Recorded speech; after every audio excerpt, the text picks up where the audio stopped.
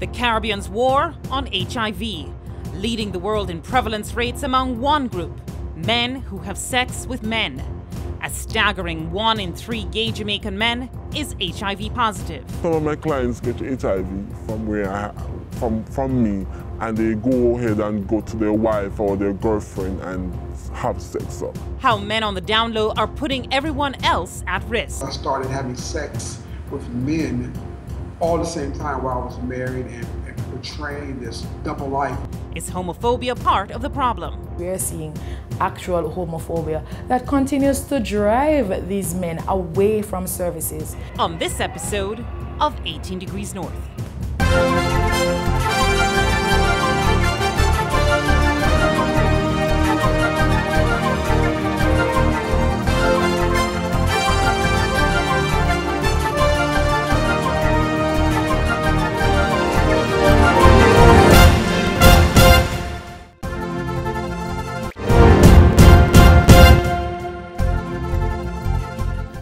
Hello, I'm Zara Burton and welcome to 18 Degrees North, where every week from right here in Kingston, Jamaica, we're going to be taking you on a global journey with us as we bring you a newer perspective on Caribbean affairs. And we begin tonight with a major health concern. It's widely known that sub-Saharan Africa has the highest rate of HIV prevalence. But when it comes to one group, the Caribbean is actually tops. We're talking about the MSM group, men who have sex with men. In Jamaica, 1 in every 3 gay men is HIV positive. That's among the highest throughout the entire Caribbean. You'll meet one of them tonight on 18 Degrees North. We bring you the story of Chris, a gay man driven from his community to the streets of Kingston, where he becomes a commercial sex worker, contracts HIV, but continues to engage in unprotected sex with his clients. We investigate how ignoring the concerns of one group can impact the wider society. We're staying 18 degrees north and 77 degrees west, right here in Kingston, Jamaica.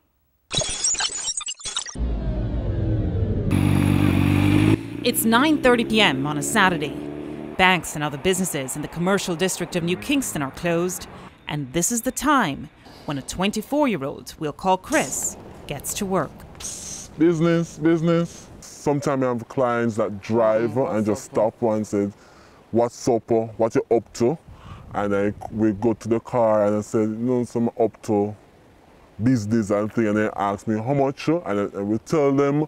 And if they can work with it, they say, "Come in the car." Chris says he's worked the streets for the past year. He was left with little choice for work after being kicked out of his family's home for being gay. I got death threats from the community saying that I have to leave the community, and I had nowhere to go, so I had to sleep on the street. I had to find food, I had to find roll-on, I had to find soap to bathe and to wash my clothes. And nobody's not going to give me without going to bed with them. So I started to do sex work. That decision led Chris into a lifestyle of engaging in unprotected sex. Soon enough, he contracted HIV. I could not talk. I was stunned. I could hardly move out of the doctor's office. My mind went far away. I was thinking of killing myself. I was thinking of doing all kind of manner of evil. Shock eventually turned to acceptance. But Chris's new HIV status did little to change his risky behavior. I tried to negotiate with them to use the condom. If they don't use the condom, I still go ahead and have sex with them. If my clients don't want to use a condom and they are going to pay me a good amount of money, why not? The price of the condom is ranged from 2,000 to 3,000. And without condom is from 4,000 to 6,000. All depends on the client and all depends on the class of the client. So.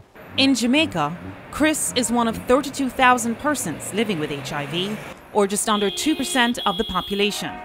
But while overall infection rates have dropped by 25% over the past decade, new infections for one group remain stubbornly high: men who have sex with men.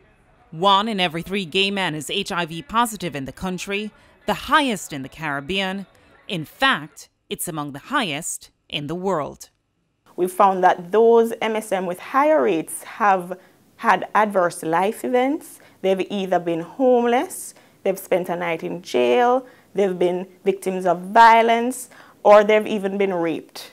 And as a result, these social and economical factors help to increase their social vulnerability. From our experience here at JAS, we are seeing actual homophobia that continues to drive these men away from services, especially health services. We decided to ask a group of young gay Jamaican men about some of the challenges that they face. The moment you step in, you know, the way people look at you, especially the person who was doing the registration, you know, she talked to me and I'm answering her questions, and you know, she's looking at me, body language wise, everything, and I can see that negative look. And their issues of homelessness when they're found to be gay. I was lost, and you just start going, you just start bouncing. Anyway, you can spend 2 nights, you go. When you were staying at these makeshift homes, let's say, were you forced to have sex in order to stay there? I wouldn't say forced. I would say you're obligated. You're not working. You're not providing meals. You don't do anything. So when the person comes and say sex, because that's the only thing that he thinks you can offer, then you do it.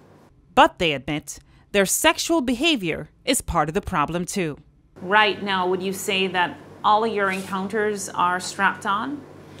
No, they're not. I'm vulnerable. There are times actually start off protected, but when it ends, you like notice that, okay, something's wrong. There's no condom. While most HIV transmissions are from sex between men and women, MSMs make up 30% of all new HIV cases. And it doesn't stop there. A third of gay men in Jamaica also sleep with women. Those women make up 7% of new HIV cases. The individual goes home. He goes home to a wife. The wife now becomes infected, and the male got the infection through this type of behavior. We find that, you know, some form of cross-fertilization is taking place, and it comes around all in a big circle. Chris says most of his clients are bisexual, and the fact that he's helping spread the disease to the unsuspecting female partners of these clients leaves him conflicted.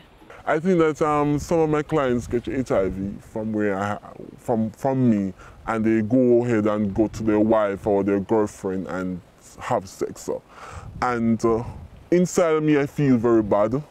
But as I said, in the end of the day, I can't help it. They know that many of us as sex workers have HIV, and they still go with us way back. And even when we say no, we want to use a condom, they still said no. We can do nothing than satisfy the clients and collect our money. This makes the job of public health officials that much harder. For the person who is HIV positive, we always remind them that this is not where it ends. You are also at risk. You do not know this person or why it is that they don't want to use a condom. They may very well be HIV positive as well.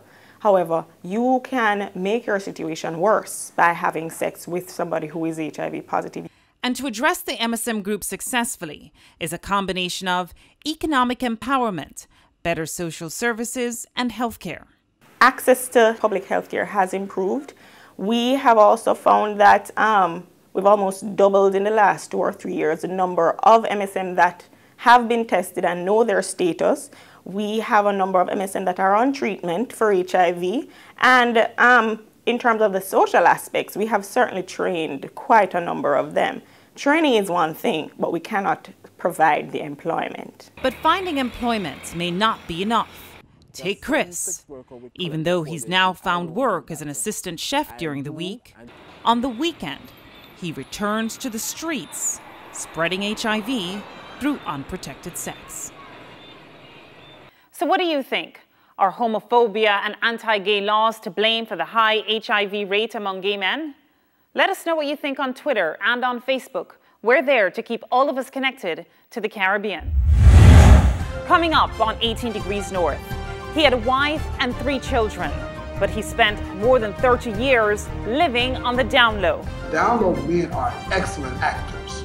We are excellent actors. We know how to give the right performance. We know the right things to say. We know the right things to do. We know how to manipulate women. We speak to New York Times best-selling author J.L. King about this lifestyle and what can be done about it to reduce HIV transmission. That's next on 18 Degrees North. Research funding for this feature was brought to you by Panos Caribbean and World Learning, with funding from the United States Agency for International